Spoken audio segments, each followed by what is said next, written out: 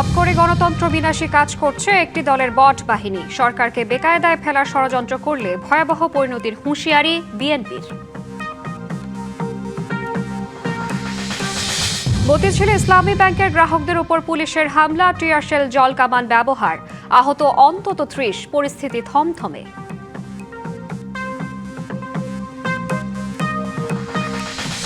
হঠাৎ করে পদত্যাগ করলেন পার্বত্য চট্টগ্রাম বিষয়ক মন্ত্রী দীপেন দেওয়ান। শারীরিক অসুস্থতার কারণ দেখালেন তিনি।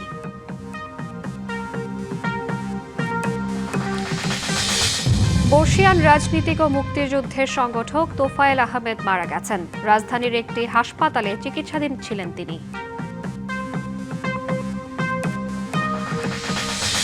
রাজধানীর পল্লবীতে শিশু রামিসা ধর্ষণ ও হত্যা মামলার আসামি সোহেল ও তার স্ত্রী স্বপ্নার বিচার শুরু, কাল সাক্ষ্য গ্রহণ।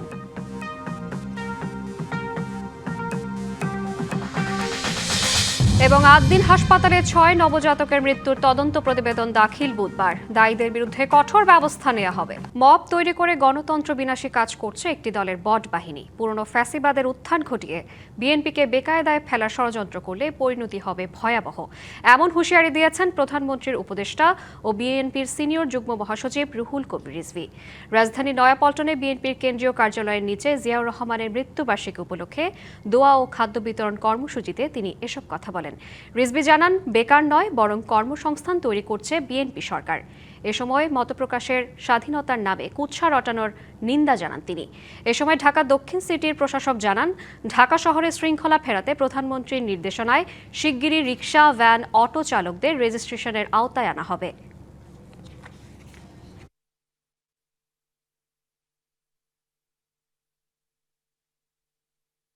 যেভাবে বিশৃঙ্খল অবস্থায় ঢাকা শহর চলছে, এইভাবে একটা জ্যামের জন্য আজকে ঘন্টার পর ঘন্টা মানুষকে রাস্তায় অপেক্ষা করতে হয়। রিক্সা বন্ধ হোক, ভ্যান বন্ধ হোক, আমরা চাই না, কিন্তু আমরা চাই এটাকে একটা সিস্টেমের মধ্যে দিয়ে আসতে হবে। এই মব কালচার কারা করছে? এটা ভয়ঙ্কর। গণতন্ত্রের বিরুদ্ধে, এটা গণতন্ত্র বিনাশী একটি বিষয়। আমাদের বেকায়দায় ফেলবেন, আপনারা কিন্তু কেউ রক্ষা পাবেন না। দেশের স্বাধীনতা, সার্বভৌমত্ব তো যাবেই, গণতন্ত্র তো গোরস্থানে চলে যাবে। ফ্যাসিবাদী কাঠামো ভেঙে গণতান্ত্রিক রাষ্ট্র বিনির্মাণে কাজ করছে সরকার, একথা জানিয়েছেন প্রধানমন্ত্রীর কার্যালয়ের মুখপাত্র ডক্টর মাহদি আমিন। অন্যান্য দেশের তুলনায় সীমিত আকারে দেশে জ্বালানি তেলের দাম বৃদ্ধি করা হয়েছে বলেও জানান তিনি। পবিত্র ঈদুল আজহায় প্রধানমন্ত্রীর জনসম্পৃক্ত ও গণমুখী কার্যক্রমের বিস্তারিত জানাতেই এই সংবাদ সম্মেলন। প্রধানমন্ত্রী প্রেস উইং জানায়, সরকারের জনকল্যাণমুখী ও প্রশাসনিক তৎপরতায় গণ আকাঙ্ক্ষার প্রতিফলন ঘটেছে। কোথায় পরিষ্কার পরিচ্ছন্ন হয়নি, কোথায় কারো গাফলতি, এগুলো কিন্তু উনি নিজে গাড়িতে বসে বসে ফোন করিয়েছে যে এলাকার দায়িত্ব কার, এই কাজটা কার, এটা পরিচ্ছন্ন কেন হলো না। সমসাময়িক বিভিন্ন ইস্যু নিয়ে প্রশ্ন করা হয় সংবাদ সম্মেলনে। জানানো হয়, বৈশ্বিক পরিস্থিতির কারণেই জ্বালানির দাম বাড়ানো হয়েছে। জ্বালানি তেলের দাম কিন্তু মিডল ইস্টে যুদ্ধ শুরুর পর পৃথিবীর সব দেশেই বাড়ানো হয়েছে। যে কয়টা দেশ একদম শেষ মুহূর্তে দাম বাড়িয়েছে বা যতটা সম্ভব বিলম্বিত করে দাম বাড়িয়েছে, বাংলাদেশ তার ভিতর অন্যতম। এবং অন্যান্য দেশের সাথে তুলনা করলে এখনও বাংলাদেশের তেলের দাম অনেকটুকু কম। পার্শ্ববর্তী দেশ থেকে শুরু করে আমাদের যদি এই রিজনেও দেখি, আমাদের আলহামদুলিল্লাহ জ্বালানি তেলের দাম নিয়ন্ত্রণে রয়েছে, যার কারণে মূল্যস্ফীতিও আমরা নিয়ন্ত্রণে রাখতে পেরেছি। মাহদি আমিন জানান, জবাবদিহির সংস্কৃতি চালু করতে চান প্রধানমন্ত্রী। কোথাও প্রশাসনিক দুর্বলতা দেখা গেলে দ্রুত ব্যবস্থা নেওয়ার কথাও জানান তিনি। 16 বছরের সব পরিবর্তন হয়তো আমরা 3 মাসে সমাধান করতে পারবো না, কিন্তু 3 মাসে একটি জবাবদিহিমূলক সরকারের পক্ষে যা করা সম্ভব তার সর্বোচ্চটুকু আমরা সর্বোচ্চ আন্তরিকতা এবং দায়বদ্ধতা নিয়ে মাননীয় প্রধানমন্ত্রীর নেতৃত্বে বাস্তবায়ন করছি। এ সময় তিনি আরও জানান, কুরবানির পশুর চামড়ার ন্যায্য মূল্য নিশ্চিতে আগামীতে বহুমুখী উদ্যোগ নেবে সরকার। ফজলে রাব্বি সৌরভ, ডিবিসি নিউজ, ঢাকা। দেশ পরিচালনার দায়িত্ব নেয়ার 100 দিনে কূটনৈতিক অঙ্গনে ভারসাম্যপূর্ণ পরিবর্তন আনতে পেরেছে বিএনপি সরকার। অন্তত অন্তর্বর্তী সরকারের একরোখা পররাষ্ট্রনীতি থেকে বের হয়ে সবার সাথে বন্ধুত্বপূর্ণ সম্পর্কের বার্তা দেওয়া হয়েছে। প্রতিবেশী থেকে শুরু করে ক্ষমতাধর রাষ্ট্রগুলোর সাথে রয়েছে ইতিবাচক অবস্থান।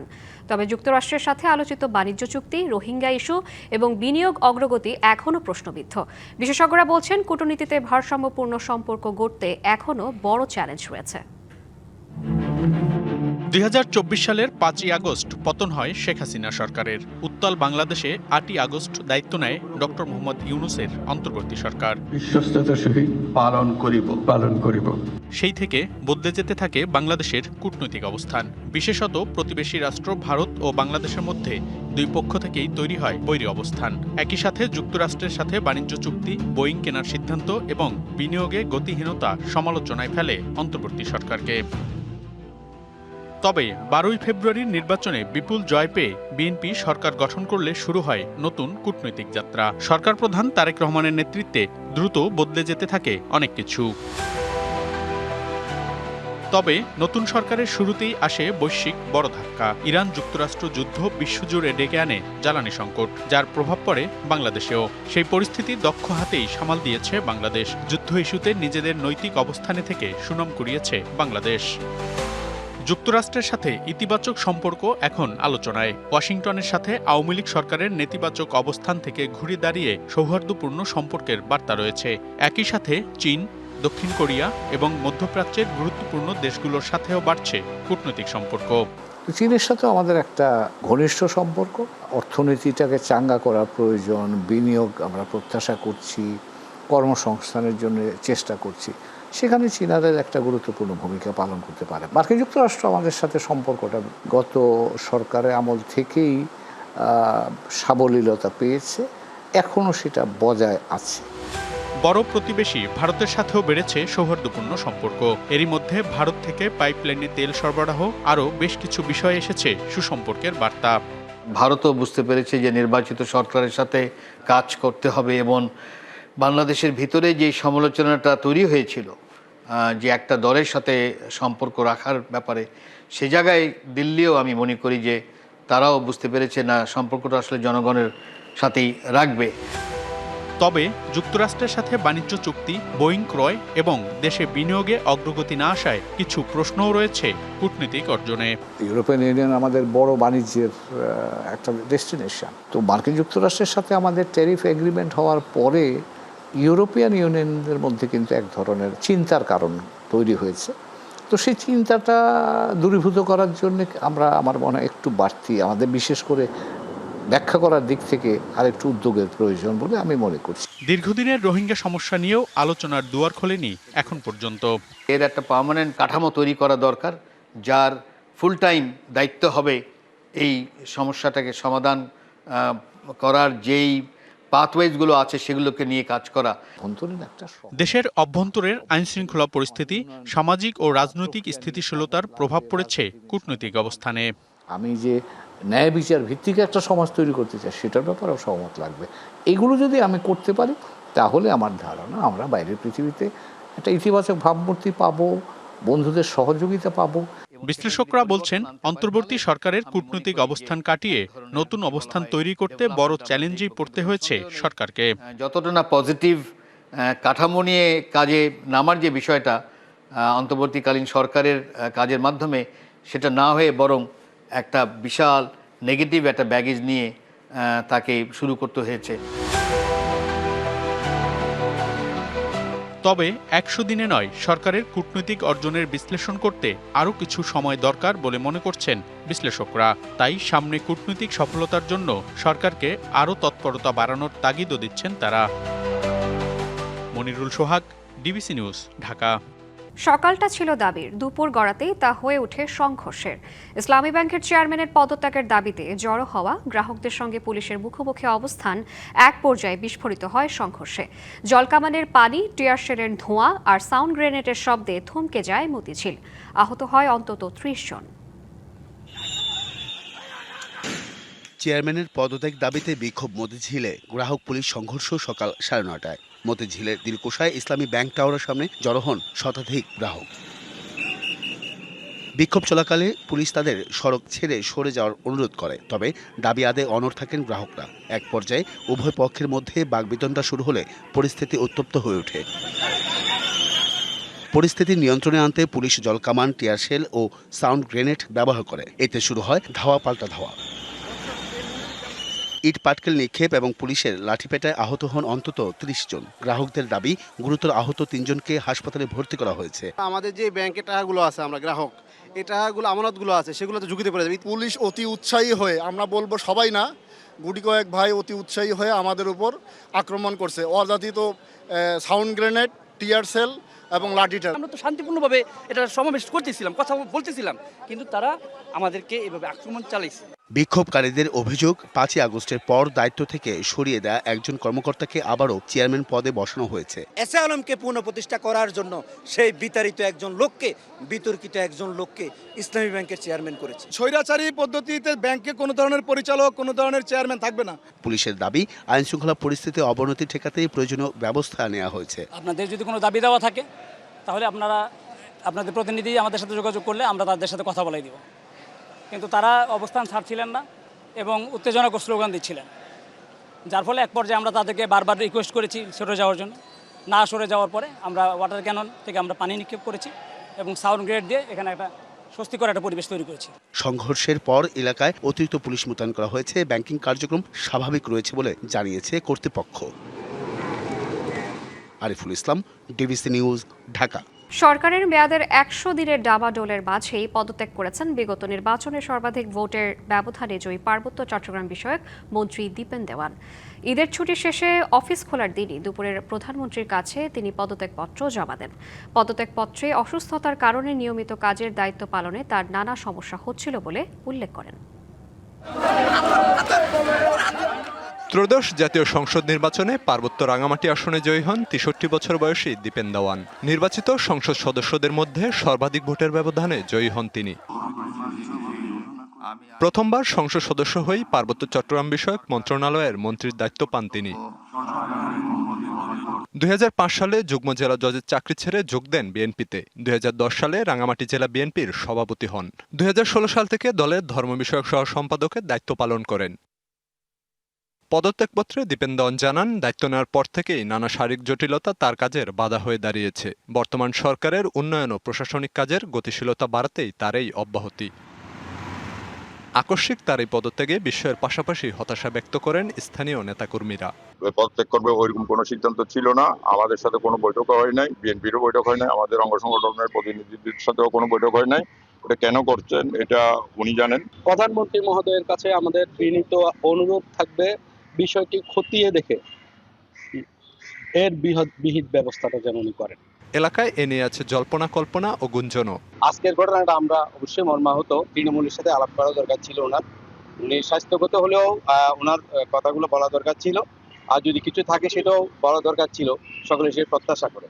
উনি বিচারক ছিলেন, কিন্তু এরকম কেন হলো সেটা আসলে বুঝতে পারতেছি না। দীপেন দেওয়ানের বাবা সুবিমল দেওয়ান শহীদ রাষ্ট্রপতি জিয়াউর রহমানের উপজাতি বিষয়ক উপদেষ্টা ছিলেন। ডিবিসি নিউজ ডেস্ক। বর্ষিয়ান রাজনীতিক, মুক্তিযুদ্ধের অন্যতম সংগঠক সাবেক মন্ত্রী তোফায়েল আহমেদ মারা গেছেন।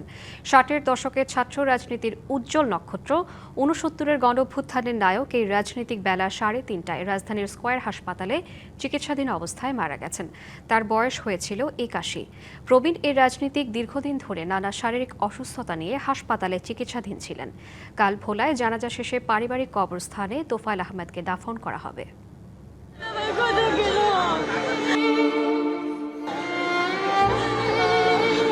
৬০-এর দশকে ছাত্র রাজনীতির উজ্জ্বল নক্ষত্র তোফায়েল আহমেদ। দীর্ঘদিন ধরে বার্ধক্যজনিত নানা অসুস্থতায় ভুগছিলেন তোফায়েল আহমেদ। গত ২৪শে সেপ্টেম্বর নিউমোনিয়াজনিত শ্বাসকষ্ট ও হৃদরোগ নিয়ে ভর্তি হন স্কয়ার হাসপাতালে। ছিলেন লাইফ সাপোর্টে। ৮ মাস ৮ দিন চিকিৎসাধীন থাকার পর সোমবার বেলা ৩:৩০টায় মৃত্যু হয় তোফায়েল আহমেদের। ভোলা গভর্নমেন্ট স্কুল মাঠে জহুর বাদ তার দ্বিতীয় জানাজা অনুষ্ঠিত হবে। সেখান থেকে তাকে নেওয়া হবে কোরালিয়া গ্রাম, দক্ষিণ দিগুলদি। তার গ্রামের বাড়ির তার মায়ের পাশেই তাকে দাফন করা হবে। তার জন্ম ১৯৪৩ সালের ২২ অক্টোবর দ্বীপ জেলা ভোলা সদর উপজেলার দক্ষিণ দিগুলদি ইউনিয়নের কোরালিয়া গ্রামে। নানা বাকবদলের সাক্ষী তোফায়েল আহমেদের রাজনীতিতে হাতেখড়ি কলেজ জীবনেই। ভোলা সরকারি হাই স্কুল থেকে মাধ্যমিক ও বরিশাল বিএম কলেজ থেকে উচ্চ মাধ্যমিক পাশ করেন তিনি। ৬০-এর দশকে ঢাকা বিশ্ববিদ্যালয়ের ছাত্র থাকাকালীন তিনি যোগ দেন ছাত্রলীগে। ১৯৬৭ থেকে ১৯৬৯ তিনি ছিলেন ডাকসুর ভিপি। 69-এ বাংলাদেশ ছাত্রলীগের সভাপতি নির্বাচিত হন তোফায়েল আহমেদ। শেখ মুজিবুর রহমানের ঘনিষ্ঠ সহযোগী তোফায়েল আহমেদ ঐতিহাসিক 6 দফা আন্দোলনে গুরুত্বপূর্ণ ভূমিকা পালন করেন। 69-এর উত্তাল সময়ে তিনি সর্বদলীয় ছাত্র সংগ্রাম পরিষদের অন্যতম প্রধান নেতা হিসেবে গুরুত্বপূর্ণ ভূমিকা পালন করেন। 6 দফা কর্মসূচি 11 দফায় অন্তর্ভুক্ত করে নেতৃত্ব দেন গণ অভ্যুত্থানে। তার নেতৃত্বেই তীব্র রূপ পায় 69-এর গণ অভ্যুত্থান, যার ফলে শেখ মুজিবুর রহমানকে মুক্তি দিতে বাধ্য হয় পাকিস্তান সরকার। 70-এর নির্বাচনে 27 বছর বয়সে পাকিস্তান জাতীয় পরিষদের সদস্য নির্বাচিত হন তোফায়েল আহমেদ। মুক্তিযুদ্ধে মুজিব বাহিনীর অঞ্চলভিত্তিক 4 প্রধানের একজন হিসেবে গুরুত্বপূর্ণ ভূমিকা পালন করেন।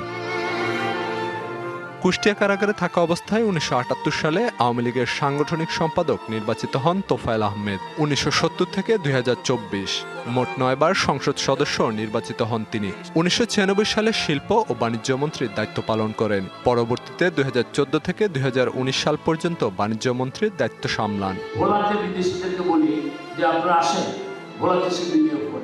1992 থেকে 18 বছর আওয়ামী লীগের সভাপতি মণ্ডলীর সদস্যের দায়িত্ব পালন করেন তোফায়েল আহমেদ। 2010 সালে দলের উপদেষ্টা মণ্ডলীর সদস্য হন, যে পদে ছিলেন মৃত্যু পর্যন্ত। Khalid Hasan, DBC news. দেশের প্রবীণ রাজনীতিক মুক্তিযুদ্ধের সংগঠক ও সাবেক মন্ত্রী তোফায়েল আহমেদের জানাজা স্থল ধানমন্ডি তাকওয়া মসজিদে আছেন সহকর্মী জাকারিয়া খান। আমরা সরাসরি যুক্ত হচ্ছি তার সেখানে। জাকারিয়া, আমরা যতটুকু জানতে পেরেছি জানাজার কাজ সম্পন্ন হয়েছে, সেখানে নেতাকর্মীদের মধ্যে কারো উপস্থিতি দেখছেন কিনা আমাদের জানাবেন।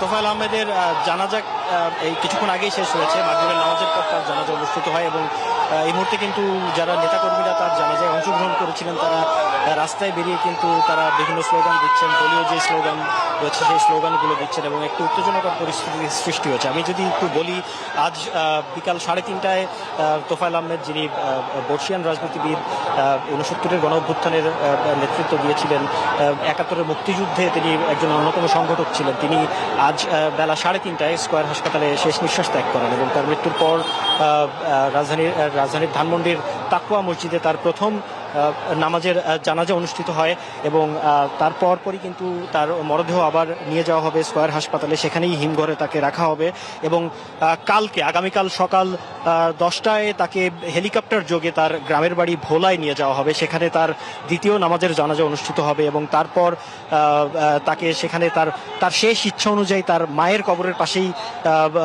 শায়িত করা হবে। আমি একটু একজন বর্ষিয়ান নেতা আওয়ামী লীগের, তার সাথে কথা বলার চেষ্টা করছি।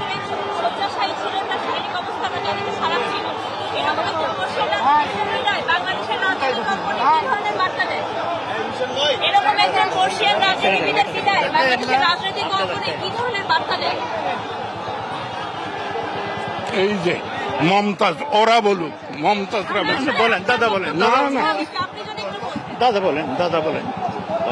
আমি তোফায়েলের বড় ভাই। 1958 সাল থেকে আমি তোফায়েলকে চিনি। তোফায়েল 69-এর গণ অভ্যুত্থানের নায়ক, স্বাধীনতা যুদ্ধের সংগঠক, এদেশের গণতান্ত্রিক আন্দোলনের প্রথম সারির নেতা, বঙ্গবন্ধুর রাজনৈতিক সহচর। আজকে তার মহাপ্রয়াণ, আমি তার আত্মার শান্তি কামনা করছি। ছিলেন যে শ্রাবন্তী, যে তোফায়েল আহমেদের স্মৃতিচারণ করছিলেন, তার দীর্ঘদিনের সহচারী যারা তার স্মৃতিচারণ করছিলেন এবং আমি আর একটু বলে রাখি, এখানে আগত যেই তার দীর্ঘদিনের সহচারী রাজনৈতিক যে তারা কিন্তু একটা দাবি করছেন যে তোফায়েল আহমেদ ছিলেন একজন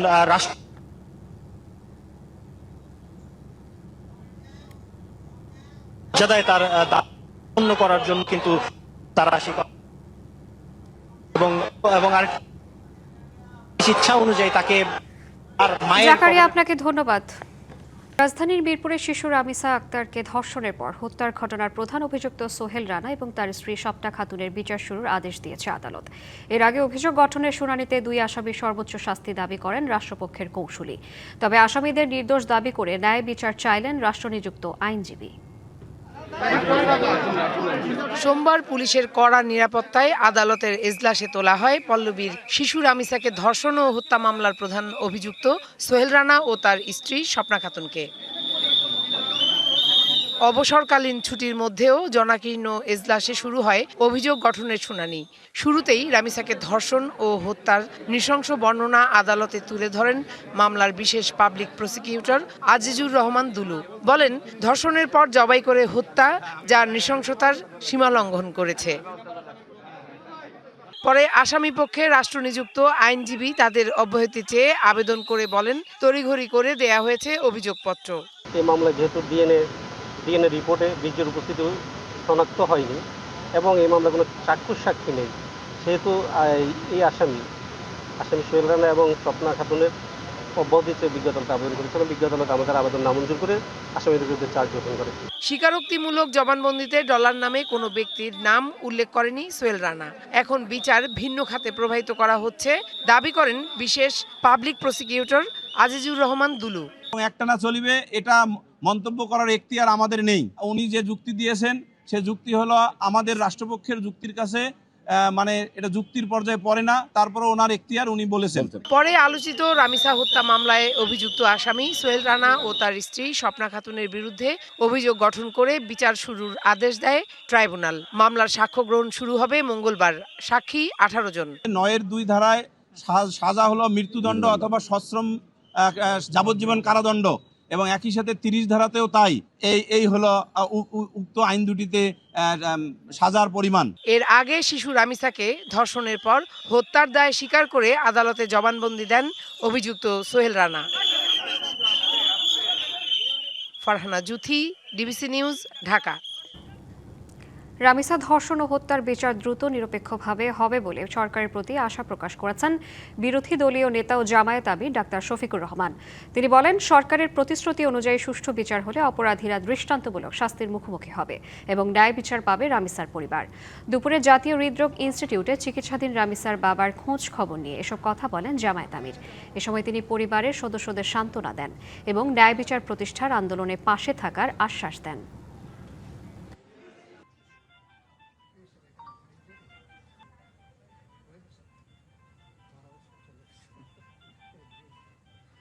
আমরা সারা বাংলাদেশের জনগণের পক্ষ থেকে এই দাবি জানাই যে রামিসার এই বিচার অতি দ্রুত সম্পন্ন করে, যেহেতু সে স্বীকার করে নিয়েছে এবং এইখানে অন্য কোনো আলামতের প্রয়োজন নেই। আলামত একদম স্পষ্ট, সে এবং তার স্ত্রী এখান থেকে কোনোভাবেই রক্ষা পেতে পারে না। 8 দিন হাসপাতালে একসাথে 6 নবজাতকের মৃত্যুর ঘটনাকে অত্যন্ত দুঃখজনক উল্লেখ করে অ্যাটর্নি জেনারেল বলেছেন, এই ঘটনার কারো দায় পাওয়া গেলে শাস্তি নিশ্চিত করা হবে। বুধবার ঘটনার তদন্ত প্রতিবেদন হাতে পাওয়া যাবে বলেও আবারও জানালেন স্বাস্থ্যমন্ত্রী। রাজধানীর মগবাজারে 8 দিন হাসপাতালে 6 নবজাতকের মৃত্যুর মর্মান্তিক ঘটনাটি ঘটে গত 27 মে ভোরে। ঘটনাটির প্রকৃত কারণ উদ্ঘাটনে গঠিত তদন্ত কমিটির প্রতিবেদন 30 মে জমা দেওয়ার কথা থাকলেও সন্তানহারা মায়েদের জবানবন্দি নেওয়ার জন্য সময় আরও 3 দিন বাড়িয়ে তারিখ নির্ধারণ করা হয় 3রা জুন। একসাথে 6 শিশু মৃত্যুর ঘটনার আইনি বিষয়টি কি হবে তা জানতে অ্যাটর্নি জেনারেল এবং ডেপুটি অ্যাটর্নি জেনারেলকে সাথে নিয়ে সচিবালয়ে বৈঠক করেন স্বাস্থ্যমন্ত্রী। তারা কিন্তু ভিতর পর্যন্ত আমার সাথে ঘুরেছে। পরে স্বাস্থ্যমন্ত্রী কথা বলেন তদন্ত ও অন্যান্য বিষয় নিয়ে। আমরা প্রতিবেদন পাইনি, প্রতিবেদন প্রস্তুত তবে ইনকমপ্লিট, কারণ আমরা 6টি মায়ের সাথে আমাদের তদন্ত কমিটি কথা বলতে চেয়েছেন। কালকে কিছু হয়েছে, আজকে হবে, আগামীকাল হবে। আমাদের লয়ার সহ আমাদের মিটিং হবে। আমাদের অ্যাটর্নি জেনারেল থাকবেন, ডেপুটি অ্যাটর্নি জেনারেল থাকবেন। আমরা ডিটেলস দেখে আগামীকাল রিপোর্টটা 3 তারিখে রিপোর্টটা সাবমিট করবে। অ্যাটর্নি জেনারেল বলেন, দেশে এর আগে এমন ঘটনা ঘটেনি, এটি অত্যন্ত দুঃখজনক। ঘটনার কারো দায়ী থাকলে ব্যবস্থা নেওয়ার কথা জানান তিনি। বাংলাদেশে তো এমন ঘটনা ঘটে নাই। 3 তারিখের মধ্যেই রিপোর্ট আইনি যে সমস্ত কোনো কারণে যেন আইনি ফাঁকফোকরের মাধ্যমে প্রকৃতপক্ষে যদি কেউ দোষী হিসেবে চিহ্নিত হন বা ব্যক্তি বা প্রতিষ্ঠান, তারা যেন কোনো পান না পান, এ সময় স্বাস্থ্যমন্ত্রী বলেন, দেশে হাম পরিস্থিতি নিয়েও এই রোগের বিস্তার কমে আসছে বলেও জানান তিনি। এটা খুব দুঃখজনক ঘটনা। আমি যখন স্বাস্থ্যমন্ত্রী কথা বলেন ডেঙ্গু নিয়েও, জানান এরই মধ্যে হাসপাতালে কয়েকজন রোগী ভর্তি হয়েছেন। প্রাথমিক চিকিৎসা দিতে প্রতি উপজেলায় একজন করে ডাক্তার পাঠানো হবে বলেও জানান তিনি। Bijan Kumar Das, DBC news, Dhaka. দেশে হামের উপসর্গে 24 ঘন্টায় মারা গেছে আরও 3 শিশু। এ নিয়ে মোট মৃতের সংখ্যা দাঁড়ালো 588 জন। একই সময়ে হাম উপসর্গে নতুন করে হাসপাতালে ভর্তি হয়েছে 1179 জন। স্বাস্থ্য অধিদপ্তর নিয়মিত আপডেটে তথ্য জানিয়েছে। এতে বলা হয় 15 মার্চ থেকে সোমবার সকাল 8টা পর্যন্ত মোট আক্রান্তের সংখ্যা 81,164 জন। হামের উপসর্গ নিয়ে এ পর্যন্ত হাসপাতালে ভর্তি হয়েছে মোট 57,902 জন। তাদের মধ্যে হাসপাতাল থেকে ছাড়া পেয়েছেন মোট 53,722 জন। যারা বাংলাদেশকে পেছনে নিতে চায়, অন্ধকারে নিতে চায়, এই দেশকে মৌলবাদী রাষ্ট্র বানাতে চায়, তারাই ব্রাহ্মণবাড়িয়ায় বনলতা এক্সপ্রেসের প্রদর্শনী হতে দেয়নি, এমন অভিযোগ করেছেন সংসদ সদস্য রুমিন ফারহানা। বিকেলে সরাইল উপজেলার শাহবাজপুরে ঢাকা সিলেট মহাসড়কের পাশে আয়োজিত মানববন্ধনে তিনি এ কথা বলেন। রুমিন আরও বলেন, ব্রাহ্মণবাড়িয়াকে বলা হয় বাংলাদেশের সাংস্কৃতিক রাজধানী। সেই ব্রাহ্মণবাড়িয়ায় 2021 সালে সুর সম্রাট ওস্তাদ আলাউদ্দিন খাঁর সঙ্গীতাঙ্গন জ্বালিয়ে দেয়া হয়। ব্রাহ্মণবাড়িয়ায় সিনেমা হল নেই, কোনো সাংস্কৃতিক প্রতিষ্ঠানকে দাঁড়াতে দেয়া হচ্ছে না। যারা বাংলাদেশকে মৌলবাদের ভূমি বানাতে চায়, তাদের বিরুদ্ধে ব্যবস্থা না নিলে সরকার বিপদে পড়বে বলেও হুঁশিয়ারি দেন তিনি। ব্রাহ্মণবাড়িয়ায় 2021 সালে সুর সম্রাট ওস্তাদ আলাউদ্দিন খাঁর সঙ্গীতাঙ্গন আগুন দিয়ে জ্বালিয়ে দেয়া হয়। ব্রাহ্মণবাড়িয়ায় একটা সিনেমা হল নাই, ব্রাহ্মণবাড়িয়ায় কোনো সাংস্কৃতিক প্রতিষ্ঠানকে দাঁড়াতে দেয়া হচ্ছে না। এই কালো নকশা কারা করছে?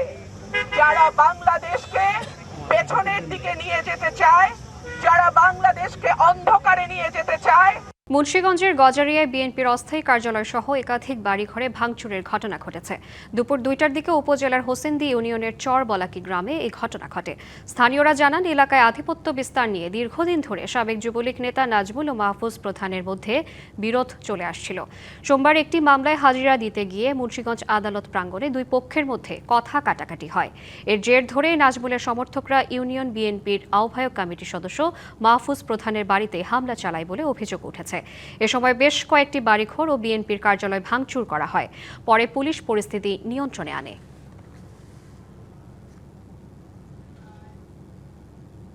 ইরানের গোরুক শহর ও কেশম দ্বীপে দেশটির রাডার সহ ড্রোন স্থাপনায় আত্মরক্ষামূলক হামলা চালিয়েছে যুক্তরাষ্ট্র, এমন দাবি করেছে দেশটির সেন্ট্রাল কমান্ড সেন্টকম।